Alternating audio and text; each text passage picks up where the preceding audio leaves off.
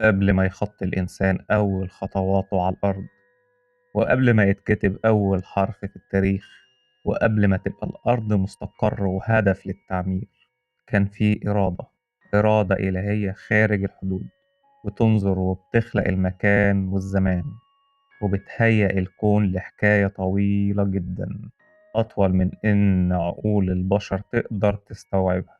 أنا الزمن من خلق الله عز وجل، كنت شاهد وشايف البداية، من لحظة ما قال الخالق الأعظم كن فيكون، فخلق الكون وكانت الأرض. الحكاية بدأت لما ربنا عز وجل خلق السماوات والأرض، وبعد مدة يعلمها الله وجد أنه حان الوقت لوجود خليفة في الأرض لتعمل. فلك أن تتخيل أن عمر الكون كله اللي الإنسان بيفترضه بمليارات السنين، غير ملايين الكائنات اللي عاشت وانقرضت، ما هي إلا كانت جزء من البناء الهندسي المتكامل من خلق الله عز وجل، لحد ما بنوصل لأهم نقطة في البناء الهندسي وهو خلق الإنسان. تخيل كل التفاصيل اللي ممكن تيجي في دماغك، زي ليل ونهار، بحر وبر، جبال وصحاري وشجر وكائنات، كل ده عشان يكون مستقر لأبونا آدم وأمنا حواء ولنسلهم كله.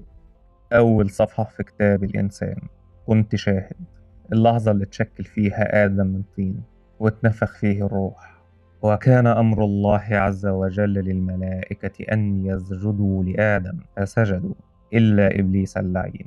أول لحظة كبر، وأول مواجهة بين الطاعة والتمرد. نزول سيدنا آدم وحواء للأرض لم يكن عقاب أبدا، ولكن ربنا عز وجل مسبب الأسباب. خلق آدم ليكون خليفة، طريقة نزوله للأرض أيا كان سببها كانت هتحصل. فنزول سيدنا آدم وستنا حواء للأرض كان أول فصل في حياة الإنسان، عشان يبدأ يعمر الأرض، ومنها يبدأ يبقى فيه نسل على الأرض وقبائل وشعوب كلهم من نسل واحد، عشان يتعلموا واحدة واحدة ويتوزعوا في الأرض ويعمروها بأمر من الإله الواحد. الإنسان على الأرض كان على الفطرة، بيعرف ربنا كويس كخالق ومعبود، ومع مرور السنين الإنسان اتعلم الزراعة والبناء، وتعلم يسخر كل ما هو على الأرض لمساعدته في البقاء، وده طبعا كله بإذن ربنا. ولكن زي ما كلنا عارفين، الإنسان لما نزل على الأرض نزل معاه إبليس اللعين، وعلشان كده دايما في صراع بين اللي حافظ على الفطرة واللي انحرف عنها.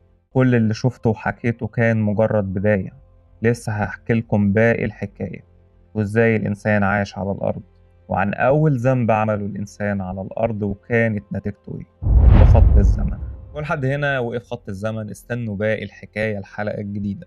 لو عجبكم الفيديو ادعمونا بلايك وشير واشتراك في القناة لو انت على اليوتيوب عشان نقدر نكمل. اللهم صل وسلم وبارك على سيدنا محمد. كنتم مع مصطفى علي خليفة وحكاوي الخلفاوي، والسلام عليكم.